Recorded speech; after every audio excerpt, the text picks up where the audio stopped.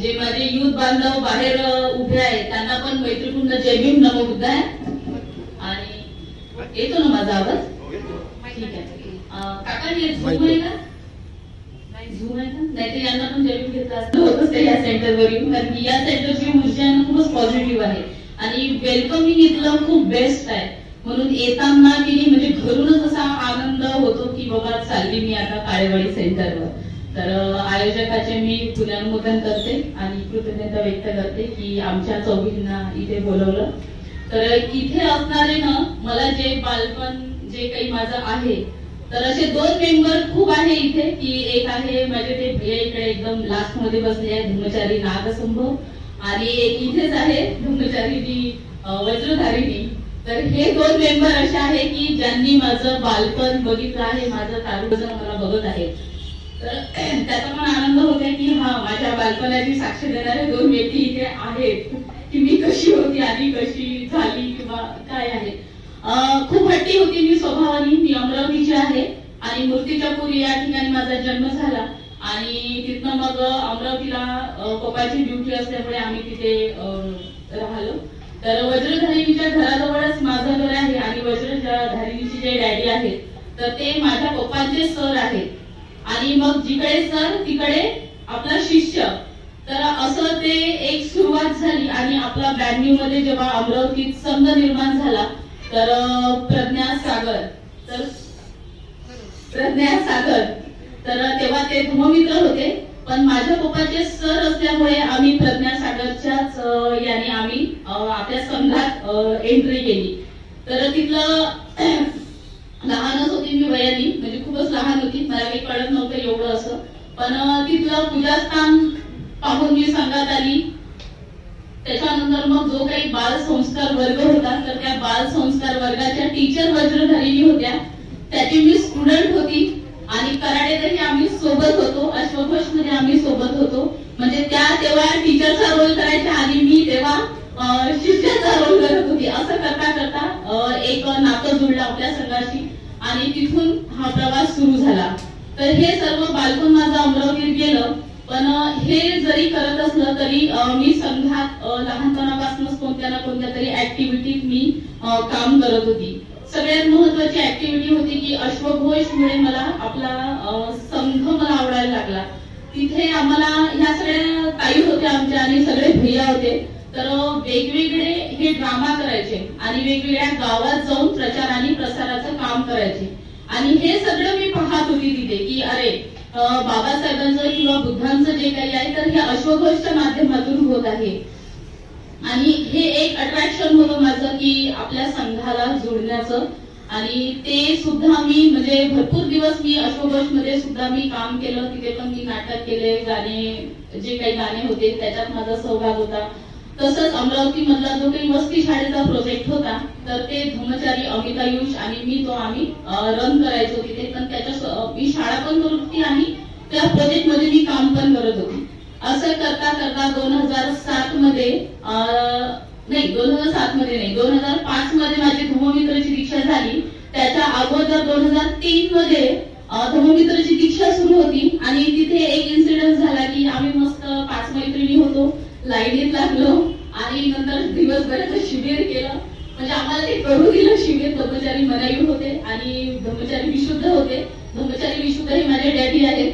पण या दोघांनी काय केलं की मस्त ड्रेस आम्हाला परिधान करू दिला, लाईनीत लागू दिला आणि जेव्हा दीक्षाची वेळ आली तेव्हा सांगितलं की बेटा आता तुम्ही 5 जणी जरा बाजूला घ्या. म्हणजे तो आमचा हट्ट होता की 2003 मध्ये आमची दीक्षा झाली पाहिजे आणि मग आम्हाला बाजूला केलं. अरे यार म्हटलं यांनी एकदम बाजूला केलं, एकदम पोपट झाला म्हटली इथे कुठेतरी आपला. म्हणजे ते कुठेतरी त्यांना आम्ही जेव्हा कारण विचारलं की कारण काय आहे तर त्यांनी सांगितलं की तुम्ही मेडिटेशनच नाही करत. ज्या दिवशी तुम्ही मेडिटेशनची सुरुवात कराल बघा तुमची 2 वर्षांनी आम्ही दीक्षा करतो की नाही. आणि खरंच त्या दिवसापासून एक मेडिटेशनची आवड निर्माण झाली आणि मेडिटेशन करायला जवळपास 20 किंवा 25 मिनिटाचं मेडिटेशन करत होतो. पण तिथे एक कमिटेड केलं आम्ही 5ही मैत्रिणींनी की मेडिटेशन करू आम्ही. आणि नंतर 2005 मध्ये मग धर्ममित्रची दीक्षा झाली. त्या शिबिरमध्ये आमचं दिवाळीचं शिबिर होतं. धर्मचारी यशो सागर त्याचे लीडर होते आणि धर्मचारी नागभद्र यांनी धर्ममित्रची दीक्षा दिली आणि त्याच्यानंतरही ते कॉलेज मी काही शिबिर वगैरे जास्त काही करत नव्हती, पण जे काही ऍक्टिव्हिटी चालायच्या आपल्या संघाच्या तर त्या प्रत्येक ऍक्टिव्हिटीत मी होती. तर मला आठवतं की जेव्हा माझी धर्ममित्राची दीक्षा झाली आणि पहिलं शिबिर मी महिलांचं बोरधरण मध्ये केलं होतं आणि वज्रधारिणीच्या मागे आणि तेव्हाच्या त्या आमच्या अभय त्याच्या मागे लावून खूप हट्टाने त्या शिबिरात गेलो होतो आणि त्या शिबिराच्या लीडर्स म्हणजे ताई आम्हाला म्हणायची अरे करा रे आंघोळ लवकर लवकर चला पटकन. मी नेहमी म्हणजे खेळत राहू, काही ध्यान नाही करायचं, काहीच करायचं नाही, नुसतं बघायचं, दुकानच्या इकडे बघायचं आणि टाइमपास करायचा. म्हणजे हे ते वय होतं माझं की जिथे मी टाइमपासही केला. त्या मित्र शिबिर मध्ये अट्रॅक्शन मात्र कोणीच नव्हतं, पण एक वातावरण जे म्हणतो आपण की एक जे मैत्रीचं वातावरण आहे तर ते मैत्रीचं वातावरणही खूप खतपाणी देत गेलं माझ्या स्वभावाला म्हणा किंवा माझे जे काही त्यावेळेच्या माझ्या भावना होत्या, जे काही विचार होते तर ते तिथे खतपाणी देत होतं. तर ते तिथे सुरू झालं आणि नंतर एक दिवस असा आला की ज्ञानशुरी एकदम आम्ही आंघोळ करत होतो आणि मग ज्ञानशुरी आले आणि ज्ञानशुरी आले आणि म्हटले काय गौरी तुम्ही काय करता. मग आम्हाला ते सुचलंच नाही की बाबा कुठे लपायचं, तर कोणी टॉयलेट मध्ये लपलं, कुणी काय तर कुणी काय. म्हणजे असा तो काही जो काही नॉटीपणा म्हणतो आपण त्या वयात ना तर ते सगळं सुरू होतं आमचं. आणि असं करता करता मग मला बादली दिसली आणि मी बादली डोक्यात घातली. मग मला असं वाटलं की ह्याचुरीने मला म्हणजे बघितलं नाही पाहिजे म्हणून मी खाली बसलेली बादली डोक्यात घातली. तर असे काहीतरी मोमेंट आहे की बोरधरणचे की मित्र शिबिर मधले. तर असं काहीतरी कबाडीपणा केलेला पण आहे मी. पण हळूहळू हळूहळू जे एक शिस्त म्हणतो आपल्या संघाची जी काही शिस्त आहे किंवा जे काही आपण म्हणतो की हा आपण हळूहळू त्यात वावरत जातो किंवा एक अंडरस्टँडिंग आपल्याला येत जातं त्या संघात राहून जे काही माहोल आहे आपलं तर ते एक रुळलं. आणि त्याच्यानंतर मग मी 2007 मध्ये फंड रेझिंगच्या कामासाठी मी विहारात आली. ते 1 वर्ष काम चाललं, फंड रेझिंगचं काम होतं. तेव्हाच मी विश्रांतवाडीची जी काही कम्युनिटी आहे तर त्या कम्युनिटीत मी गेली आणि नंतर मग तिथे त्या कम्युनिटीत जाऊन तिथेही मला काही काम नाही यायचं, कारण की घरी कधी काम नाही केलंय तर तिथे काय काम करेन. तर मग आपली गिरजदारीने मला कपडे धुवायचं शिकवायची तेव्हा. म्हणजे अशा छोट्या छोट्या गोष्टी आहे की ज्याच्यामुळे मी आज इथे आहे. आणि कम्युनिटीत एक होतं की खूप सारी मैत्री होती, खूप प्रेम होतं, की खूप आपुलकी होती. कुठेतरी सोबत पूजास्थान करणं होतं, कुठेतरी सोबत जेवण तयार करणं होतं, सोबत मेडिटेशन करणं होतं. ह्या सगळ्या गोष्टी कम्युनिटीत मी अनुभवल्या. ते बरेच जण आहे की कम्युनिटीचा अनुभव ज्यांना आहे की कम्युनिटी म्हणजे काय असतं तर खरंच एक माणसाला घडवतं तिथं. आणि मी हळूहळू तिथे घडत होती आणि ह्या सगळ्या जणींना मी पाहत होती की ब्रह्मचारिणी विशाखा आहे, ब्रह्मचारिणी विशाखाचा वर्ग आम्ही तिथे जॉईन केला. परत ब्रह्मचारिणी विशाखाचं एक होतं की मेडिटेशन करायचं आहे. म्हणजे तिथेही कुठेतरी एक मेडिटेशन सोबत खूप जवळून एक संबंध आला की मेडिटेशन तिथे करायचं आहे. आणि ब्रह्मचारिणी विशाखानी आम्हाला जबरदस्तीने त्या 25-30 मिनिटं बसायला लावायच्या. चुडबुड आमची सुरू राहायची, काहीतरी असं गोंधळ गडबड सुरू राहायचा. पण तिथनं मेडिटेशनची सुरुवात झाली, नियम लागला तिथनं की बाबा पहिली पायरी कशी करायची आहे, काय गडबड होत आहे विचारात किंवा मनात काय होत आहे, हे सगळं त्या मेडिटेशनच्याच मुळे मला वाटतं की मी सुरुवात केली. आणि असं करता करता मी माझं लग्न झालं 2010 मध्ये आणि नंतर मग मी दापोडी विहारासोबत मी कनेक्ट झाली. दापोडी विहार आपल्याला माहितीये की खूप सारे ब्रह्मचारी आहेत, ब्रह्मचारिणी आहेत, खूप मोठं विहार आहे. आणि त्या विहारात मी जेव्हा काहीतरी बोलायला जायची तर सगळे जण मला म्हणायची की अरे ही विदर्भाची आहे वाटते, ही नागपूरची आहे वाटते, ही अमरावतीची आहे वाटते. आणि ते थोडंसं ना कधी कधी मग जो काही म्हणतो ना आपण की राग आपला वरती येतो तर माझा ऑटोमॅटिकली तो वरती यायचा. मग काय झालं मी अमरावतीची आहे तर मग तुम्हाला वाईट वाटते का माझं. म्हणजे जो काही अमरावतीचा आवाज आहे खूप मोठा, जसा आता बोलत नाही मोठ्याने, तर जो काही आवाज आहे तो कधी डाऊन झाला नाही. आणि म्हणजे हे मला तिथे लक्षात येत होतं की हा की मी विदर्भाची आहे, कोणीतरी मला म्हणत आहे की ही विदर्भाची आहे. पण मी तिथे मी कमिटेड केलं की जरी मी विदर्भाची आहे तरी पण मी इथे मी काहीतरी जागा निर्माण करणार. मी इथून वापस मी घरी नाही जाणार, कारण की खूप हट्टाने मी इथे आली होती पुण्यात की बाबा मोठ्या सिटीत जायचं आहे, काहीतरी टीकेटीसाठी काम करायचं आहे, एक धडाडीची कार्यकर्ता व्हायची आहे. म्हणजे असा सगळा कंबाईंड होता. आणि तो म्हटला आता घरी जर गेलं तर मम्मी म्हणणार आली ना तू परत वापस, तुला म्हटलं होतं की जाऊ नको, पण ते वाक्य मला कुठेतरी ऐकायचं नव्हतं तिचं, म्हणून मी जिद्दीने इथे राहिली आणि इथेच मग लग्नही झालं माझं आणि इथेच मग मी दापोडी सेंटर सोबत कनेक्ट झाली. ब्रह्मचारी गुणमेघा ह्या माझ्या कल्याण मैत्रीण आहे आणि त्यांचेच वर्ग मी आता सुद्धाही मी त्यांच्या वर्गात आहे. मला नाही वाटत की मी ब्रह्मचारी झाली म्हणून मी त्याचा वर्ग मी नाही करावा, तर मी ते करणार, कारण की मी स्वतःची एक कमिटेड केला की माझे कल्याण मित्राचा वर्ग आहे आणि मला शिकायचं आहे, म्हणूनही मी आज तो वर्ग कंटिन्यू करत आहे. माझ्या ब्रह्मचारी माझे आचार्य आहेत ब्रह्मचारी ओजोगिता, त्या नागपूरच्या आहेत आणि माझ्या आपले पब्लिक जाहीर जे म्हणतो आपण तर त्या आहेत विजया. तर ह्या दोघी पण तिकडच्या आहेत, पण ह्या जरी दोघी तिकडच्या असल्या तरी वेळोवेळी फोनच्या माध्यमातून किंवा त्यांची जर मीटिंग असेल तर त्यांची ते मीटिंग करून मला कुठेतरी त्यांनी वेळ दिला, तर हेच मला खूप मोठी गोष्ट वाटते की अंतर मात्र दूर आहे पण मनाने खूप जवळ आहे आम्ही. की ओजोगिता सोबत जे काही बॉन्डिंग आहे ना की मी 9वीतच होती आणि 2 महिन्यासाठी मी कम्युनिटीत गेली होती. कुशीनगरच्या कम्युनिटीत मी राहायला गेली होती आणि तिथेही मी ते कुठेतरी वातावरण बघत होती मैत्रीचं आणि ते आणि त्याच्यातूनच माझ्या त्या आचार्य सुद्धा झाल्या. तर असा तो एक प्रवास होता. आता शिबिराच्या इकडे येते टाईम पण होताना आणि माझ्या मैत्रिणीने जबाबदारी मला दिली की बाबा आता तू शिबिराचं सांग. तर येस, आजच्याच दिवशी 13 तारखेला आमचा दुसरा दिवस होता, जानेवारी मध्ये होतो. आमचं वेलकमिंग तिथे खूप छान झालं. एकाकडे अभयावती दिसल्या, दुसरीकडे शुभजया होत्या. अभयावतींनी खूप मोठी स्माइल करून आमचं स्वागत केलं. दुसरीकडे पलटलं तर शुभजया होत्या. शुभजयांनी आम्हाला सगळ्यांना डायरी दिली आणि त्यांनी सांगितलं की हा प्रत्येक दिवस या डायरीत तुम्ही लिहा, कारण की आयुष्यभर तो हा आनंद तुम्हाला वाचता आलं पाहिजे, तुम्हाला त्या वेळेत तुम्हाला जाता आलं पाहिजे, त्यासाठी ती डायरी दिली. आणि एक चांगलं वाटते की आम्ही ते प्रामाणिकपणे, आम्ही दोघी पण एकाच रूम मध्ये होतो आणि ते प्रामाणिकपणे ना आम्ही लिहायचो ती डायरी. म्हणजे तो 12 तारखेपासून 13 तारखेपर्यंत, आज 13 तारीख आहे, पूर्ण 1 महिना झाला आहे की ते जेव्हा मला आठवते की या वेळेवर मी काय करत होती, तर पूजा झाली होती आमच्या रूम मध्ये, आम्ही कुठेतरी निघालो होतो. तर असा तो 13 तारखेचा दिवस होता. 14 तारीख झाली, 15 तारीख झाली, 16 तारीख झाली आणि त्यांनी 17 तारीख झाली आणि त्यांनी सांगितलं की तुमची आता 18 तारखेला प्रायव्हेट दीक्षा आहे. बोलायचं ते नव्हतंच पण उगाच आपलं असं किंवा म्हणजे आता कोणाला सांगायचं, कसं सांगायचं की बाबा आपली दीक्षा आहे आणि आनंद तो व्यक्त.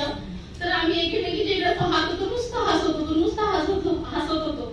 म्हणजे ते जे 17 तारीख होती आमच्यासाठी खूप मस्त होती. त्या दिवशी आम्ही भले आता म्हणजे मैत्रिणींनी सांगितलं की 2 व्यक्ती अशा होत्या की म्हाताऱ्या होत्या आणि त्या आमच्या रूमच्या समोर होत्या राहायला, भयंकर घोरत होत्या आणि एक आजी होत्या त्याच्यातल्या, तर त्या खूप ढेकर देत होत्या आणि इतक्या करून खूप मोठ्याने ढेकर द्यायच्या. तर ते 10 दिवस आम्ही झोपलो नाही चौघी पण आम्हाला कुठेही त्या आजींचा द्वेष आला नाही. खूप हसू यायचं आणि नंतर मग मी कुठेतरी आजी जवळ जायची आणि आजीला म्हणायची अगं आजी तुझ्या या ढेकरामुळे वाट घाबरेल, तिला तर बोल करून जा. म्हणजे योग्य त्याला पण माहिती होईल की ते एवढ्या जणींची दीक्षा आहे. म्हणजे असे काहीतरी संवाद, असे कॉमेडी काहीतरी संवाद व्हायचे आणि असं शिबिर आमचं आनंदात असं चालू होतं. आणि नंतर तो दिवस निघाला की 18 तारखेला आमची दीक्षा झाली. आतापर्यंत आपण असं ऐकलं आहे की संध्याकाळी होती आपली दीक्षा, पण ही दीक्षा 3 टप्प्यात होती. एक मॉर्निंगला होती, एक दुपारी होती आणि एक इव्हिनिंगला होती. तर अशा 3 टप्प्यात आमची दीक्षा झाली. तरी फार असं म्हणजे आपण म्हणतो की दुनियाच काहीतरी अलग दिसायला लागली. तर तो तसा दिवस होता की ते आभाळ वेगळं होतं, पौर्णिमेचा तो दिवस होता. आम्ही सगळ्यांनी ब्ल्यू कपडे घातले होते. माझ्या कल्याण मित्रांनी माझ्यासाठी ब्ल्यू ड्रेस आणला होता, तो मी घातला होता आणि मी खूप एन्जॉय करत होती मनातल्या मनात की हा तुम्ही घेतलेला ड्रेस मी आज घातलेला आहे आणि मी माझ्या आचार्याजवळ आज दीक्षा घ्यायला मी जाणार आहे. म्हणजे ह्या जरी छोट्या छोट्या तुम्हाला ऐकायला जरी छोट्या छोट्या गोष्टी वाटत असेल ना, तर माझ्यासाठी ह्या खूप महत्त्वाच्या ह्या गोष्टी होत्या. 5 मिनिटं आहे अजून. तर म्हणजे या छोट्या छोट्या गोष्टींना खूप असा आनंद मनाला कुठेतरी देऊन गेला तो आनंद. आम्ही विहारात आलो, विहारात मेडिटेशन सुरू होतं. ब्रह्मचारी मी अभयावती, तर त्या लीड करत होत्या आणि तिथून मग आमच्या एकाचे नाव नाही विजया लीड करत होत्या आणि एकाचे नाव मग घेतल्या जात होते तिथे. तर जेव्हा माझं दुसरं नाव होतं आणि मग मला सांगितलं की आता वैशाली तिच्या आचार्याकडे जाईल म्हणून मी पंचांग प्रणाम केलं. खूप आनंद होता. मी सगळ्यांकडे बघितलं आणि तिथे काय बोलत होते की आता वैशाली जात आहे आणि तिच्यासाठी आपण मैत्री करायची आहे. तर असं वाटत होतं की या सगळ्यांनी फक्त माझ्यासाठी मैत्री करत आहे. म्हणजे तो जो भाव होता तो एकदम आभारासारखा खूप मोठा होता. आणि तिथून मग मी निघाली पंचांग प्रणाम करून आणि एक विचार खूप मस्त आला मनात की शरण वृक्ष दिसलं. शरण वृक्षामधले 8 गुरु दिसले आपले. तर 8 गुरूंनी मला असं वाटलं की आपल्या भंतेंना दीक्षा दिली आहे. भंतेंनी श्रीमालाला दीक्षा दिली होती आणि श्रीमाला पण त्या शिबिरमध्ये होत्या. तर श्रीमालांनी ब्रह्मचारींनी ओजोगीताला दीक्षा दिली होती आणि ओजोगीतानी आज मला त्या दीक्षा देणार आहे. आणि माझी जबाबदारी काय आहे संघाप्रतीचा. तर हा खूप असा सुंदरसा पाठ आला. मम्मी पप्पाची, राहुलची, माझ्या कल्याण मित्रची मला खूप आठवण आली. मी ज्या सेंटरवरून आहे आणि काही जे काही आपले मित्र मंडळी आहेत त्या सगळ्यांची खूप आठवणी घेऊन मी निघाली होती माझ्या आचार्यांकडे. आचार्यांनी सांगितलं होतं की इथून तुला सरळ यायचं आहे. म्हटलं या तिथे तर रूम आहे, या रूम मध्ये जाऊन काय करायचं. पण त्या गॅलरीत माझी दीक्षा झाली आणि तिथनं जो काही प्रवास होता एक डुक्कर होता, जंगली डुक्कर जो गरणमध्ये आपल्याला माहितीच आहे. तो कुठेतरी आवाज करत होता आणि मग मी त्याला सांगितलं की अरे तू अज्ञानाचं प्रतीक आहे आणि तुला तर मी सोडायला चालली आहे. तर असं म्हणून मी समोर गेली. मी कुटीत गेली. खूप सुंदर असं वातावरण होतं. ते वातावरण आपण म्हणजे इमॅजिन नाही करू शकत एवढं सुंदर असते. म्हणजे तीच अगरबत्ती असते, तीच मेणबत्ती असते, तेच बुद्धांचं प्रतीक असते. पण ते इतकं काहीतरी सांगून जातं. ती मेणबत्ती एवढी सुंदर अशी सांगून जाते की आजचा सुगंध काही और आहे असं सांगून जातं. जो काही प्रकाश होता तो ना एक खूप असा म्हणजे असा सोनेरी प्रकाश वाटत होता तो. आणि ती मेणबत्ती आहे म्हणून असं वाटत नव्हतं. ते असं वाटत होतं की हा ही मेणबत्ती स्पेशल माझ्यासाठी आहे ही काहीतरी. आणि तिथे जे काही मग त्यांनी जे काही पठण करायला लावलं ते पठण केलं आणि जे काही त्यांनी सांगितलं जे काही गाथा वगैरे जे जे असतं तिथे तर ते सर्व केलं. आणि त्याच्यानंतर मग त्यांनी मला माझं नाव सांगितलं आणि माझं नाव त्यांनी शाक्यश्री म्हणून सांगितलं. 3 वेळा सांगितलं त्यांनी शाक्यश्री म्हणून. आणि त्या दिवसाचं मला थोडंसं एक सांगावं वाटते की त्याच दिवशी सकाळी 4 वाजता मैत्रिणीचं पूजास्थान माझ्या अगदी बेडच्या समोर होतं आणि मी 4 वाजता उठली आणि मी पाहत होती बुद्धांकडे. म्हटलं आज माझी दीक्षा आहे म्हटलं बुद्ध आणि तुम्ही साक्ष असणार आहे या गोष्टीला. तर असं वाटलं की आधीचं नाव माझं वैशाली आहे आणि म्हटलं माझं आताचं पण नाव काहीतरी म्हटलं बुद्धांकडलं असावं, शक्यपुरातलं असावं म्हटलं. म्हणजे असा थॉट कुठेतरी येऊन गेला आणि तो गेला तो थॉट आणि ते तिथंच तो विषय संपला. पण जेव्हा त्यांनी शाक्यश्री म्हणून नाव घेतलं तेव्हा एकदम आनंद झाला की अरे हे तर मी सकाळी माझ्या मनात आली ही गोष्ट आणि ही आता माझ्या नावात आहे ही गोष्ट. तर हे कुठे कनेक्शन आहे ना मला खूप भारी वाटलं हे एकदम की किती सुंदर आहे हे सर्व काही. आता तो शाहरुख खान रडायला मला आठवत नाही पण तो म्हणते की सारी दुनिया सारी कायनात एक करून देतो तर तो तसा तो रडायला मला तेव्हा तो एकदम आठवला. म्हणलं हे खरंच विशेष आहे. म्हणजे प्रत्येक विधायक कामाला जाताना हा प्रवास मी करताना किती गोष्टी महत्वाच्या आहे, किती फ्रेंडशिप गरज आहे, किती विधायक भावनाची गरज आहे हे मला तिथे लक्षात आलं. आणि त्यांनी माझ्या नावाचा अर्थ सांगितला की अशी व्यक्ती जिच्या जवळ शाक्याचं तेज आहे, तेजस्वी आहे, पवित्र महानशा शाक्य कुळात सामील होणार आहे, जी शाक्याचा गौरव आहे. शाक्यश्री तुम्ही शाक्याचा प्रकाश आहात, आभा आहात असं माझ्या त्यांनी नावाचा अर्थ सांगितला. आणि मी परत मग त्या वाटेनी मी परत जिथे मी बसली होती तिथे मी येऊन बसली. आणि दुसरा जो दिवस होता तो A1 होता आमच्यासाठी. जी होती पब्लिक दीक्षा. पण ती पब्लिक नव्हते ना त्याचा काही औरच आनंद होता. कारण की ती असं वाटत होतं की त्या काळात आपण बुद्धांच्या काळात गेलो की काय की जिथे शांतता आहे, जिथे एका स्वरात म्हणजे जर टाचणी जर पडली तर खरंच 100 नाही 101% आवाज येणार आहे त्या टाचणीचा. इतकं सुंदर असं वातावरण होतं, शांत वातावरण होतं. आमचा प्रत्येकाचा आवाजात एक म्हणजे एक ना असं कमिटमेंट होती एक प्रकारची तिथे. तर अशा प्रकारची आमची ती विधी झाली. तर सर्व ब्रह्मचारिणी जेवढे की आपल्या जळगावच्या ब्रह्मचारिणी आहेत, विदर्भाच्या ब्रह्मचारिणी आहेत किंवा आपल्या इकडच्या पुण्याच्या ब्रह्मचारिणी आहेत यांनी एकदम चोख तयारी केली होती. म्हणजे इतकं त्यांचं होतं की जो झेंड्याचा जो काही कांडा होता ना, तर त्याला सुद्धा त्यांनी लेस लावली होती. म्हणजे त्या गोष्टीवरून मी असं लक्षात घेतलं की किती प्रेमाने तयारी केली आहे, की आमची दीक्षा होते आणि यांना काहीही वाटलं नाही पाहिजे की ती पब्लिक नाहीये म्हणून. म्हणजे इतक्या प्रेमाने इतक्या मैत्रीने ती तयारी केली होती आणि खूप छान विधायक वातावरण होतं. आणि अशा वातावरणात आमची खूप मस्त दीक्षा झाली. आणि माझ्या उपाध्याय ज्या होत्या ब्रह्मचारी विजया, तर त्यांना मीच निवडलं होतं की म्हटलं मला तुमच्याच इकडनं मला दीक्षा पाहिजे. तो म्हणजे का माझ्या इकडनं तुला दीक्षा पाहिजे? म्हटलं नाही, ज्या व्यक्तीला मी लहानपणापासून बघितलं आहे, ज्या व्यक्तीच्या माझ्या मनात एक जे म्हणतो आपल्या की टीचर विषयी आपली एक छाप असते की आपला टीचर असा असावा, तर विजयात मला ते दिसत होतं. म्हणून मी त्यांना रिक्वेस्ट केली होती की माझे म्हटलं जाहीर उपाध्याय तुम्हीच असावं आणि त्यांनीच मला दीक्षा दिली. तर असा हा दीक्षाचा प्रोग्राम झाला, खूप मस्त होता. आणि इथे पण काही जीएफआरचे कर्मचारी आहेत, तर मला त्यांनाही असं बोलावं असं वाटतं की याच्यानंतरच्या दीक्षानं अशाच घ्या तुम्ही, एकदम शांत असाव्यात, की जिथे पब्लिक नसावे आणि जिथे गोंधळ गडबड नसावी. तर असं शांत आहे ना, तो शब्दात व्यक्त नाही करू शकत.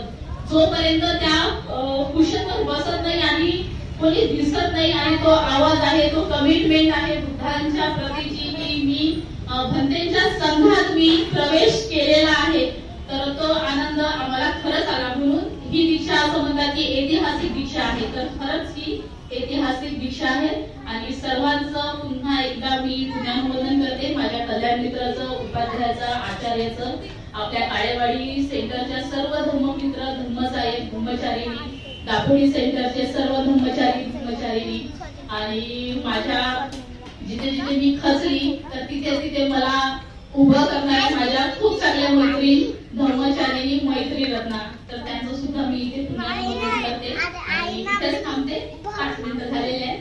ठीक आहे, जय हिंद.